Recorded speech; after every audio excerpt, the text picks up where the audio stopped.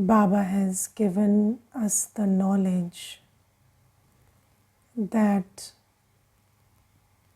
my original Swarup, my original stage, is that of a seed, absolutely peaceful in the soul world. And when I am in the soul world, what am I, the soul, like? I am like this seed which has the mind, intellect, and sanskar merged in itself. Yes, and just like you see, when there is a seed in the world, then that seed has the plant merged in itself. Only when that seed is sown here on earth, then the plant which is merged emerges. So everything is merged in the seed. So in the soul world, we are in the state where the mind, intellect, and sanskars are merged. And in that state, I am at absolute peace. There is no sound, there is no peacelessness, there is not even a thought to disturb my peace, because the mind is also merged. And then Baba has given us the knowledge that when we first come to the stage to play our part, then what am I, the soul, like? I am absolutely pure. I am a deity. And in the deity world, there are no vices. Yes, there are no vices. There are no diseases.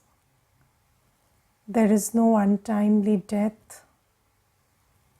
And it's a sweet world filled with complete harmony. And it's described as a pure world. And you know, once somebody was asking me, what is purity in action? If you're pure, how would you look or act? So I had to think about it. And I said, I think, harmony is the indication of purity in action. When you're pure, you're harmonious. There is harmony within and harmony outside. If you look at our state today, there is harmony, there is disharmony within. Your mind, intellect, and sanskars are at war with each other. Are they not? The mind says something, the intellect says, no, Baba says this. And then your habits are pulling you in a third direction. And when there is so much disharmony within, then just think about the kind of message we are sending outside. Yes, because people say in psychology, this is a split personality and that is a split personality. But right now we are all split personalities. Because, we know something, we feel something, and then there is a habit which is pulling in another direction. And then if you see the harmony between the soul and the body also, it's not okay right now. Because when you understand something, you decide something, then your body is pulling you in a different direction. Your hormones, your chemicals, your sense organs, they are pulling you in a different direction. You see, people observe fasts, and on that day, you are absolutely resolute that today I don't have to eat anything. But then your mouth will water whenever it sees something. So, what is the harmony between the body and the soul?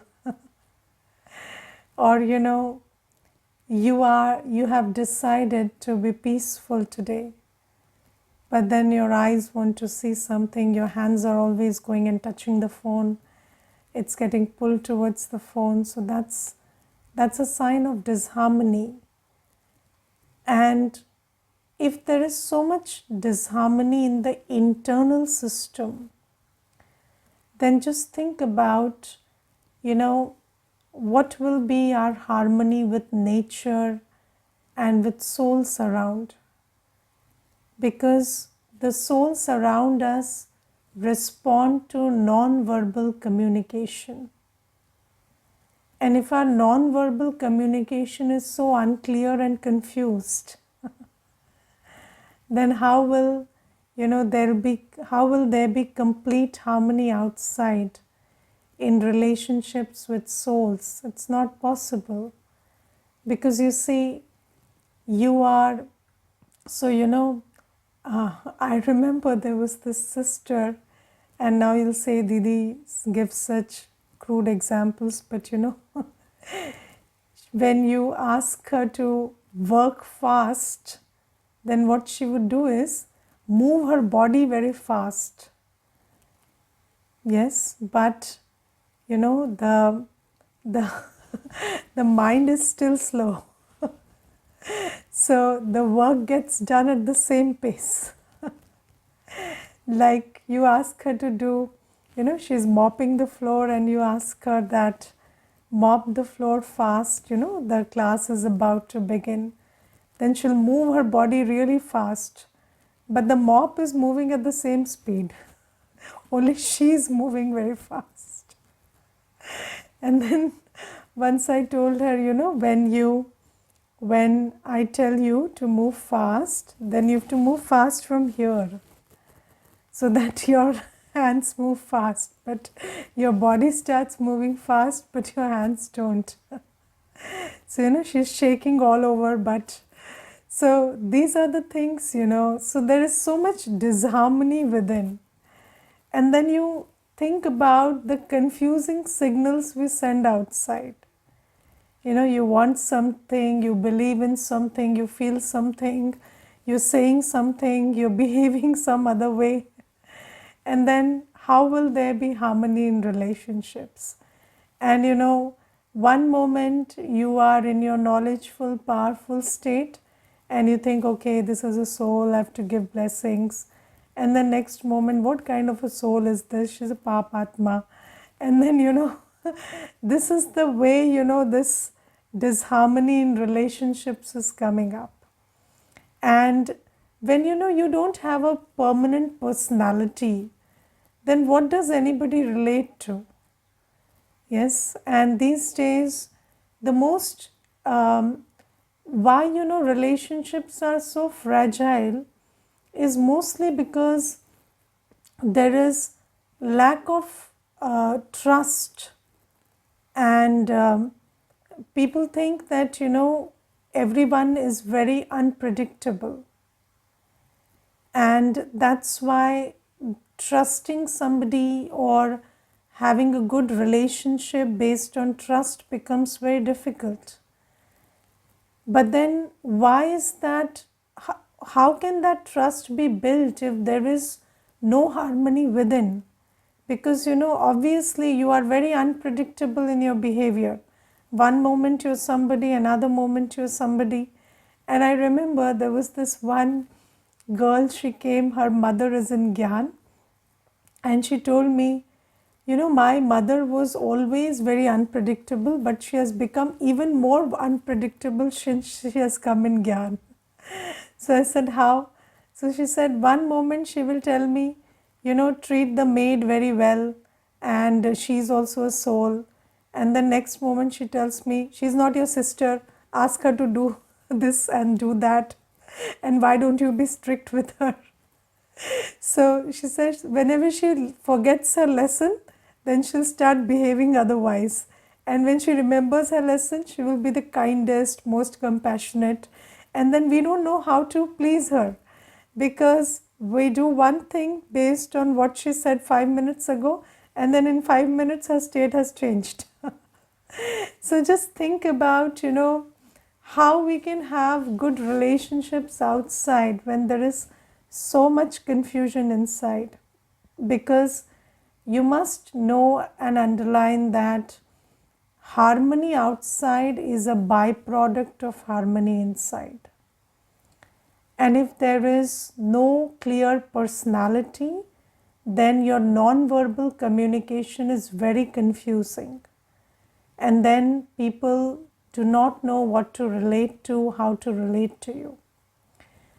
So this is also another aspect of disharmony. And then you see nature, the 5 elements of nature, they respond to the vibrations of the soul. And when the vibrations are not constant, not pure, not powerful, then of course there is no harmony with nature. And so you see, Baba reminds us that in Satyug we were in complete harmony, and that's why the body didn't leave suddenly. It was we had an understanding with the body, and we knew when the body when it's time to leave the body and other things. So the communication was very clear, and then there were no diseases because nature didn't harm us, because we had this very good harmonious relationship with nature, and that's why there was purity within. So there were no impure and infectious organisms outside that would cause infection and disease and untimely death. So Baba reminds us that we lived in this world of harmony, and Baba now tells us that when you took birth after birth after birth, you lost all of that. You became very distant from your state in the soul world, and you became very distant from what you were as a deity. And now we have come to Baba. And why has Baba come from the soul world? Because we kept calling out to Baba, Baba, come and purify us. Yes, and everybody wants peace and purification. So in bhakti we say Patit Pavanao. So we call out to the purifier Baba. And then everybody says, I want permanent peace. So we all want purity and peace. And purity and peace existed in the soul world and in the deity world. And Baba has come to give us exactly what we asked for. So Baba has come to give us that which we were seeking. Baba has come to give us the purity, the peace that we were asking for. And Baba has come to take us to the world of peace, the soul world, and the world of purity, the soul world and the deity world. So when you're studying here, you must know what have you signed up for. Yes, because when you go to a college, you must know what is this college making you. And when we conduct the course, we give this clarity that our aim and objective is to become Lakshmi Narayan. Our aim and objective is to become a deity. And why do we have this aim and objective? Because earlier we didn't know that I was a deity. But now that I know that's my original nature, so I want to go back to that world. So are you sitting here with that aim? With the aim of going back to your world sweet home and then going back to your deity kingdom? Do you have that clarity of aim? Or are you sitting in this college with a different aim? Because you see, in the world people say that when you go to God, you will get temporary happiness, temporary peace, temporary, prosperity. And mostly these days people say, you go to God, your assignment will be finished, your project will conclude, you will get this money, that money. And this is why, or your children will get engaged and married, or you will get good degrees, good job. So Baba says that's not why you've come here. And even if you get all of that, then what? You get something, you are happy for 5 seconds, and then the happiness vanishes. As soon as you see somebody else getting more than you, it will take 1 second for that happiness to vanish. You see yourself getting money, and then your neighbor has earned more than you, and then your happiness is gone. So Baba says that I have not come to give you that.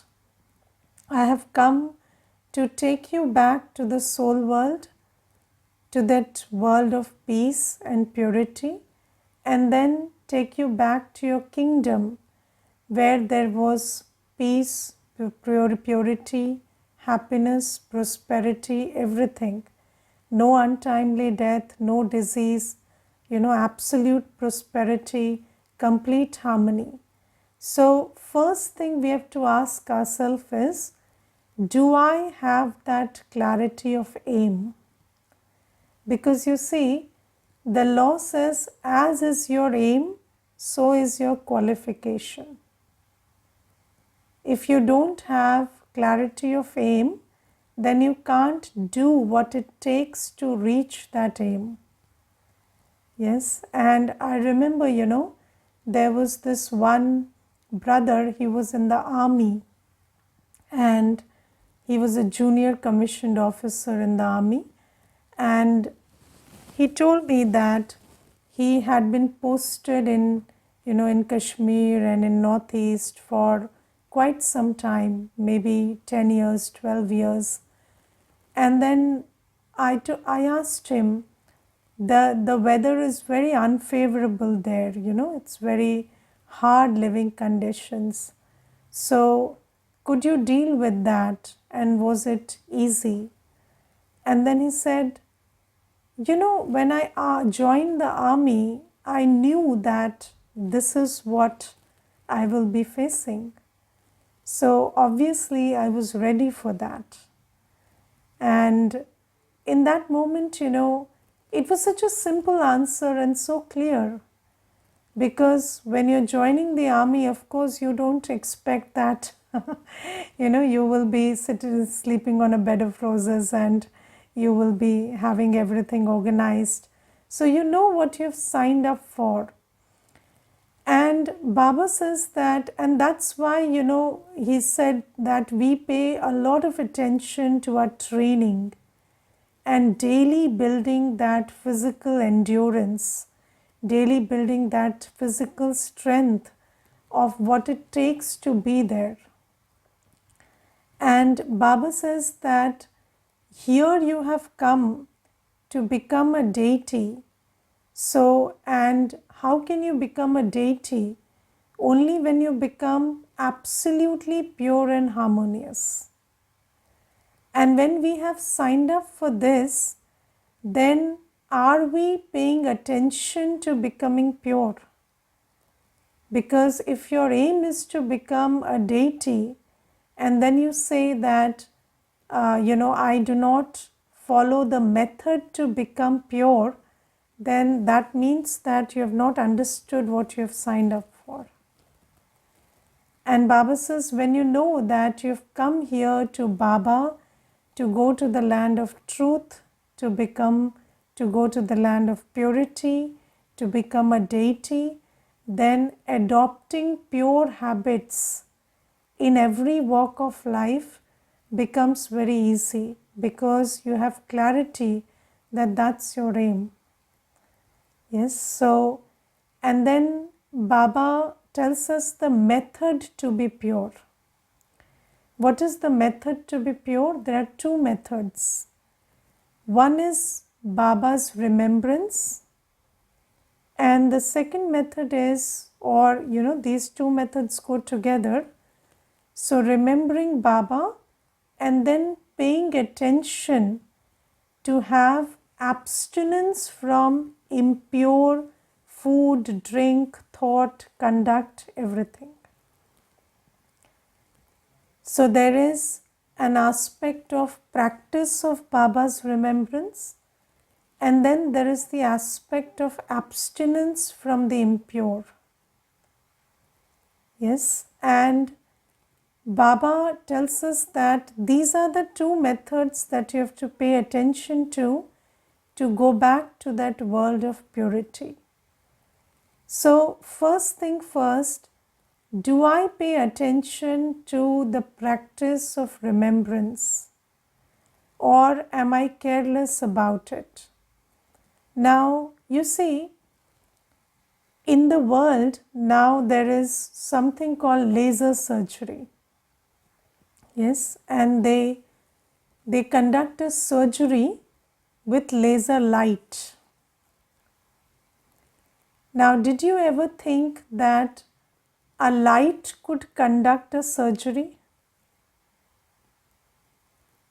It was very difficult to think of that, but it's a reality now that a light can conduct surgery. And Baba says that there is a physical light, which is the laser light, which can cut and burn and treat something physically. But then there is something called Baba's light, which you have to draw with the power of focused attention through your buddhi. When you concentrate your mind and buddhi on Baba, the source of light, and that light which contains purity, peace, love, joy, power, and you draw that into yourself, then the inner world that you have becomes free from all the germs and impurities, and it becomes purified. But you have to have this concentrated man buddhi focus on Baba, the source of light. And the more you focus on Baba and draw that light into yourself, you purify yourself. So this practice, and this has to be done at least 8 hours a day. When you focus your mind and buddhi on Baba and draw the light and might from Baba. Now, first thing is, this yoga has to be done with the mind and intellect. Now, for that, the first priority is the mind and intellect has to be free. But is my mind and intellect free? Or is it consumed and absorbed in the things of the world? And you see, I was just thinking today that these days there are these instruments of distraction that are created in the world. You see the various channels and Instagram and this and that. And what are they what are they costing you? They are costing you your man and buddhi. And you see, when you have the complete focus of mind and intellect, then that focus can happen only when there is audio visual. You need audio, whether it is the audio of thoughts or the audio of sound, to focus your mind, and you need a visual to focus your buddhi. And whenever you are watching something that's audio visual, your mind and buddhi are absorbed in it. And then you see, there are so many things in the world, and I think these days, even the Lokik aspects of life, work, job, business, relationships, children, health, they are neglected because the mind and intellect are not free. And I remember, when I was growing up, then my parents had no other job other than to just focus on me. So, we felt like, our parents are always watching us and thinking about us. Even when, they are working or, doing whatever, their focus is always on us. And, even when my mother used to cook in the kitchen, she had one eye on me. What am I doing, whether I need something, whether there is something to be corrected. So I think, we receive this nourishment of attention. And this is very lacking today because our attention is so divided. These days, everybody is so distracted that you are not even focusing your attention on that which you think is your priority. When people are doing business or job or focusing on the relationships, then also it's half-hearted because half the time they are distracted into something else. And then Baba says that now you have to collect that also. Focus, remove your mind and buddhi from your Lokik world also. Not just external distractions, but even from the body, the bodily relations, bodily jobs and work that you do, and take it to Baba. And then draw the light and might from Baba. And this, when you do, then you're so powerful that your vibrations nourish everyone and everything that's around.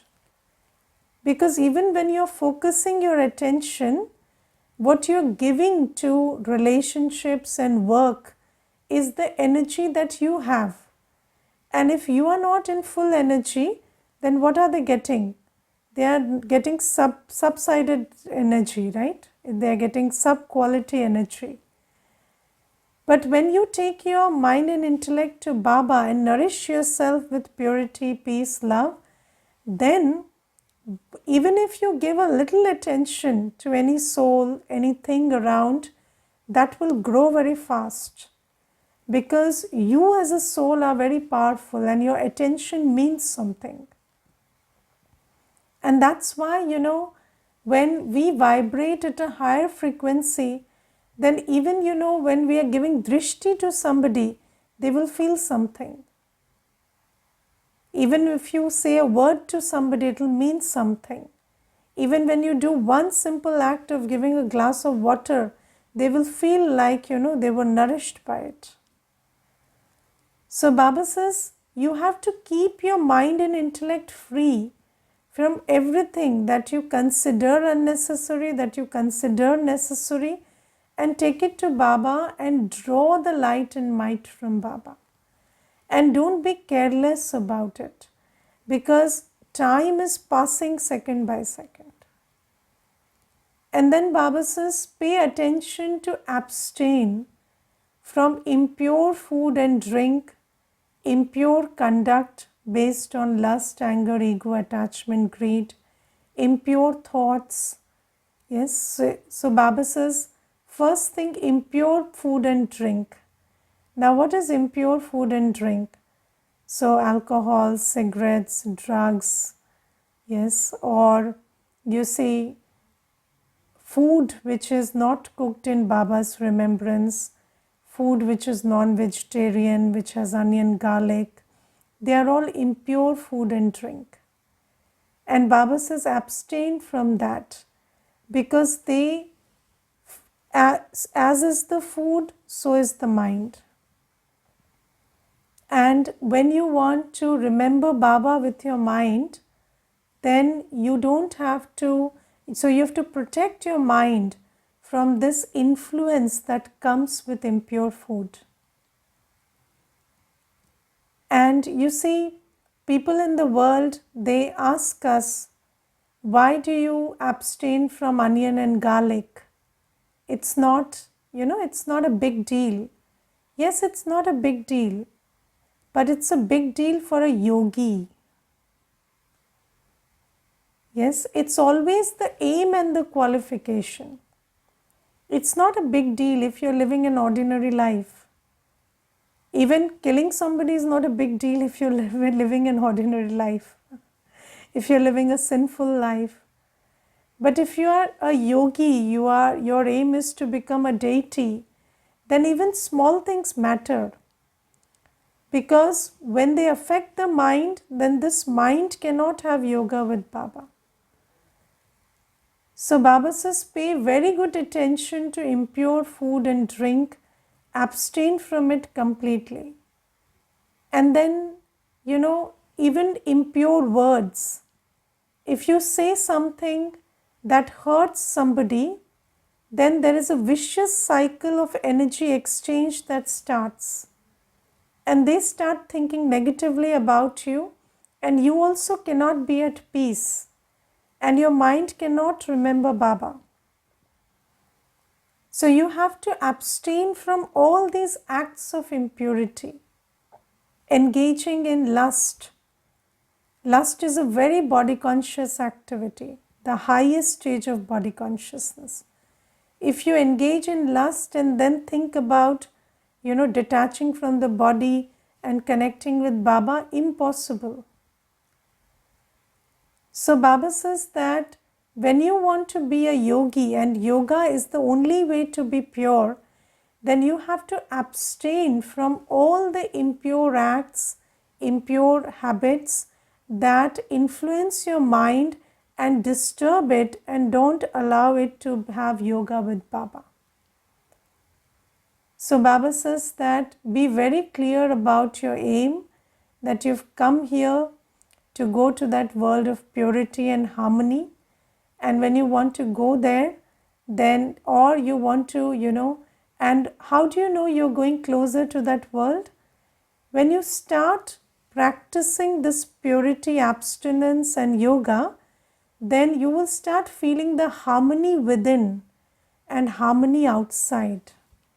Even in this birth, you will feel like your inner world, you, the soul and the body and the relationships around you are very harmonious. And these sanskars you will carry in the new world. So become pure to go back to that world of purity and harmony. Okay, Om Shanti.